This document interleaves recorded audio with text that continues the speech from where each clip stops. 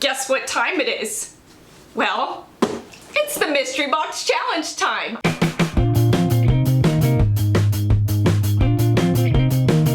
I was invited to take part in the Mystery Box Challenge that is put on by Courtney over at Creative on the Cheap. And boy, oh boy, I cannot wait to see what comes in this box today. Today, I am receiving a box from Kristen K, and so I can't wait to see what it is that she sent me and what I get to create with this stuff. There are a couple of challenge items in this box, and along with those challenge items, there are a couple of twists to this mystery box challenge. One of which is I have to create a DIY not using any kind of glue. And the second twist being I need to somehow incorporate a trash bag, thank you Bargain Bethany, into a DIY. I'm excited to see what the contents are and what Kristen has sent me and how creative I can get, how I can repurpose items and really think outside the box. So let's take a look at what she has sent me. I've got a note here. And the note says, Kelly, I cannot wait to see what you come up with. Happy crafting, Kristen. I can't wait to come up with some DIYs using these. Drum roll, please.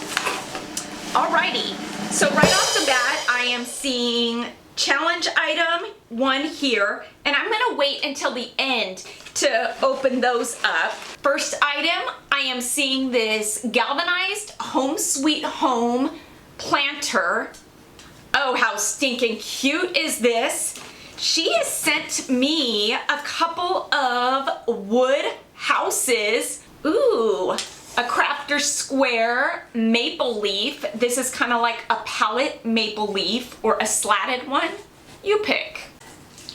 Oh, I love this. Do I really have to ruin this? This is a wall decor hanger that says Home Sweet Home. We've got some sunflowers, or what are they? Yeah, they are sunflowers. These are beautiful. She has sent me 2 bunches of these.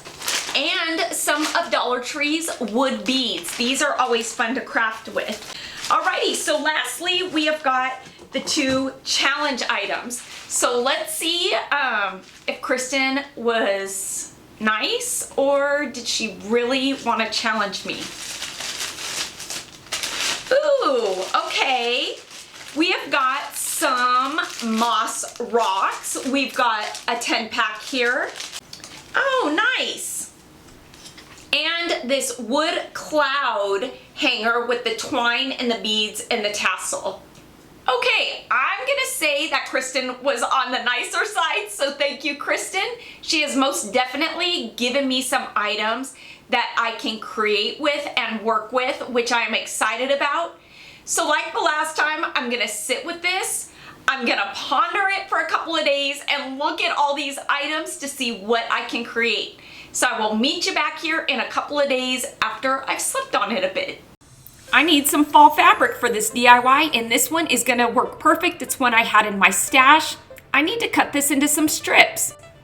Yep, 2-inch strips is what we need. With that fabric, I will also be using one of Dollar Tree's larger wreath rings. To this wreath ring, I'll be tying those 2-inch fabric strips onto it. Just by taking and looping the fabric over the ring, just like you see me doing here, and pulling those tails through the loop, you can then tie the fabric onto the ring itself. Would you look at that? And guess what twist it is that I am incorporating into this DIY? Yep, that would be the no glue twist. I'm gonna continue to tie fabric strips around this entire wreath form, covering it with this fun fall fabric. And there we have it, no glue needed. Look at how cool that looks. I love the torn fabric look. In my mystery box, I got this palette autumn leaf. So in between the slats, I'm going to place a piece of twine. And remember, this is a no glue DIY. So I was thinking ahead, thinking, okay, how am I gonna attach this leaf without glue?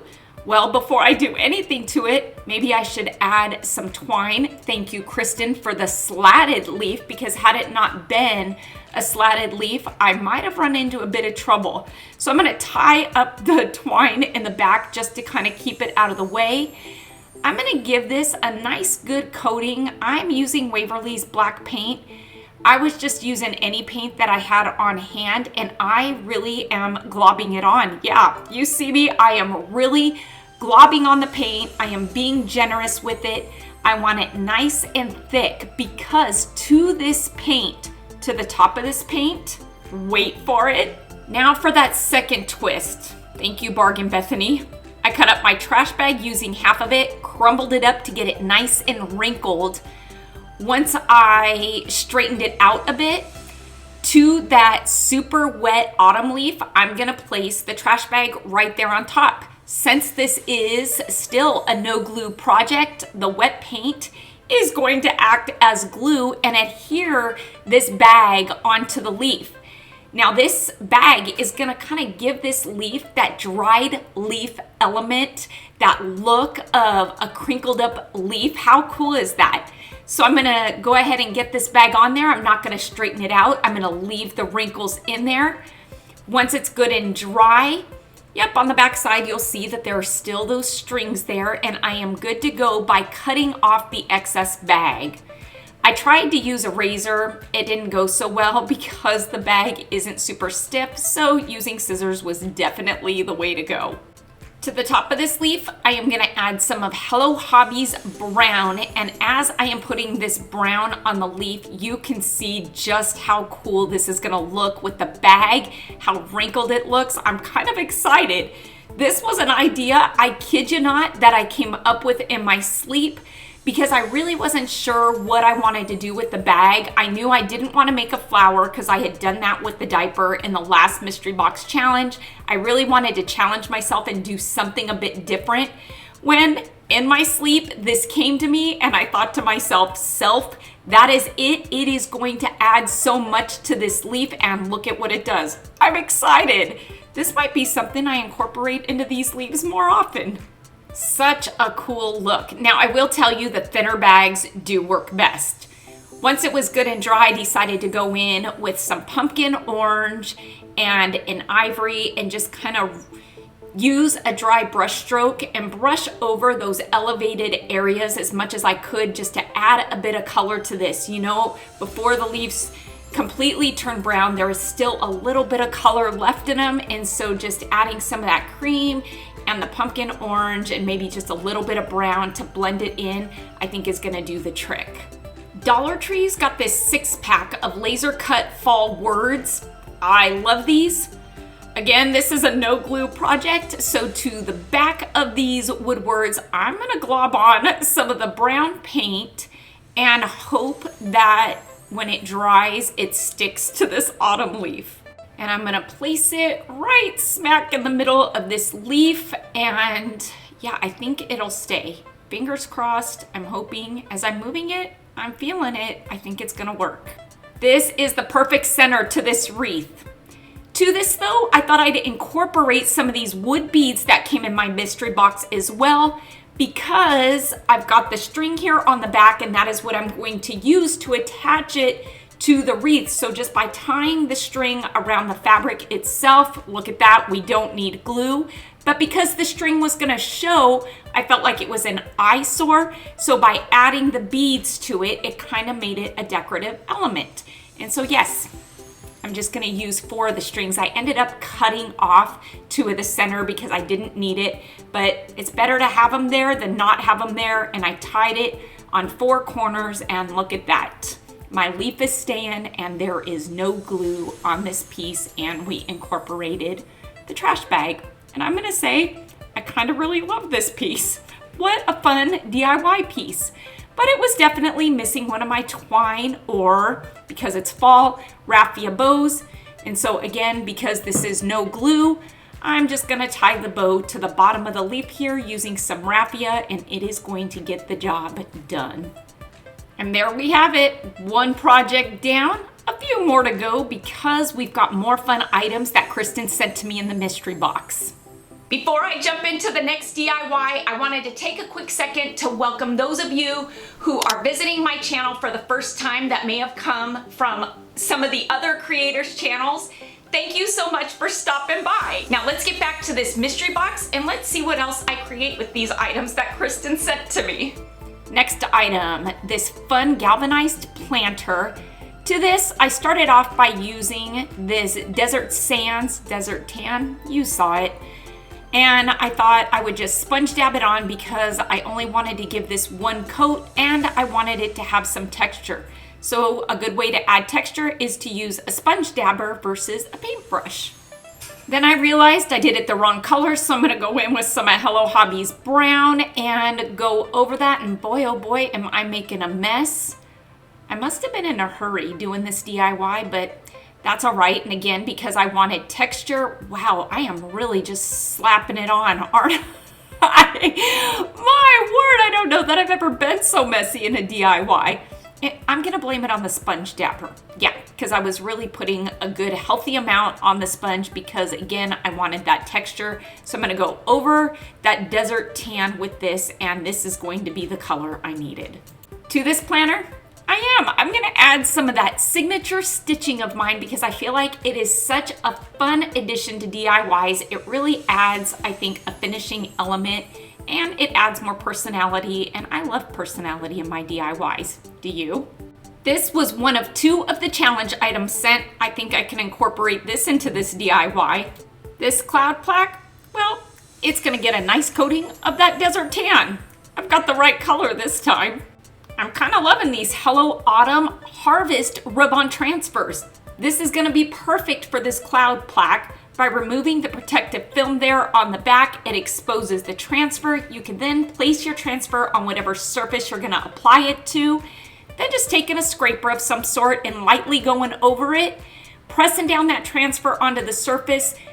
When removing the protective film on top, you're gonna wanna do it a bit on the slow side, so that way, if the transfer wasn't completely adhered onto your surface, you can then go in with your scraper and scrape over it a little bit more until it does stick to whatever you're sticking it to. And with that, you will be left with this. How fun is this? The perfect addition to this little plaque. But it does need that finishing touch of some of my stitching. These bright, vibrant sunflowers that she sent me, well, they're gonna go perfect with this planter. Challenge item number 2 are these moss rocks. And I know there is not much that is super creative about using these, but I needed filler for this planner, so these are gonna be perfect for it. It's the perfect green, and when you see through the flowers, you're gonna see some moss-covered rocks. Why not? I have a few more of these wood beads that she sent to me, so I'm gonna take some of the medium size and probably the larger size beads, string them on this twine, and make my planter a bead handle. Once I put the strand of beads on, I wasn't feeling it in the front of the pail, just kind of hanging there, or in the back of it. And so I kind of wanted it to set above the flowers themselves, but it was too floppy. Floppy, yeah. So by taking some pipe cleaner, I just strung it through the beads and the twine. And with that, my beads were setting up straight just the way I wanted them to set. There we go. I'm happy now. Look at what a fun piece this is. Fun fall and harvest floral decor piece. I've got a few more pieces from this mystery box to use, one of them being this Home Sweet Home plaque. I really loved this piece all on its own. Didn't really want to do much to it, but once I pulled the greenery off of it, there were some staple marks. I chipped the paint a bit, so I figured I'd go in and give it a fresh coat of paint. Now for these 2 farmhouse houses. I gave them a good base coat of black and cream.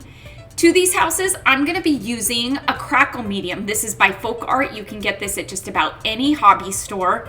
I'm gonna apply this medium to the entirety of the house. Now, when working with this medium, when you put your base coat of paint is going to be the color that you want your cracks to be. So that'll be the color that actually comes through your top coat. Since I wanted the cracks of the house to actually be black, that's why I did the base coat. I want the door of the house to be black, so I'm gonna have the cream colored cracks, and the same with the roof. Once I apply the medium to both houses, you're gonna wanna let this dry for about 2 to 3 hours. If it's hot outside, it'll cure a bit faster. Then you're gonna go ahead and apply the paint. When applying the paint, you don't apply it like you would typically paint something on. You really only wanna go over it once or twice, because if you try to brush on the paint over and over, it will ruin the effect of the crackle. So you just kind of want to swipe over your pieces. You're not looking for full coverage. You're not looking for perfection, because once it starts to dry, you're going to get that crackle effect and it's going to look pretty cool. And so yeah, you just kind of want to go over it once, brush over it lightly. And I will tell you that that top coat of paint tends to dry a bit quicker for some reason when you're applying it over the Crackle Medium. I'm not quite sure why it does that, but it does. You can see how the cracks are already coming through the front of this house. And there we have it. Look at how cool those look. If you want to do a bit of sanding to soften it up, you can do that as well. To this DIY, I picked up 3 of these blank plaques. Well, I didn't pick them up. They were in my stash. I'm gonna glue these together using some jumbo popsicle sticks to make an even bigger plaque. Once those plaques are good and stuck together, I'm gonna add a good amount of Mod Podge to the front of this, because I am going to be adhering some, can you guess what I'm gonna be adhering? Wait for it. Let's switch things up a bit. I'm gonna add some burlap. That's not predictable, right? Yes.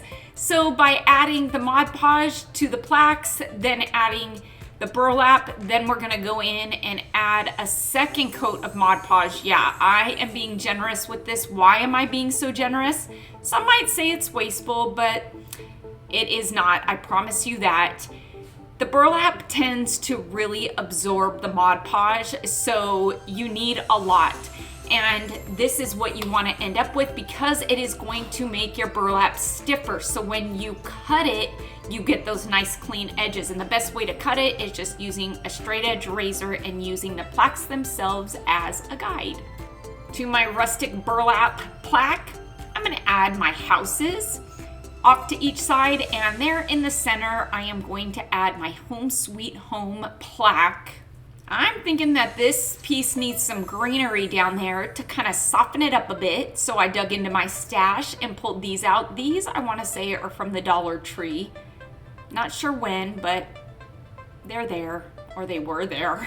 I wanted to add stitching to this piece because I felt like the edges felt unfinished, but I didn't much feel like painting them on. And so taking a thicker Sharpie, because I wanted black stitching, this is gonna get the job done, and it's gonna get it done faster.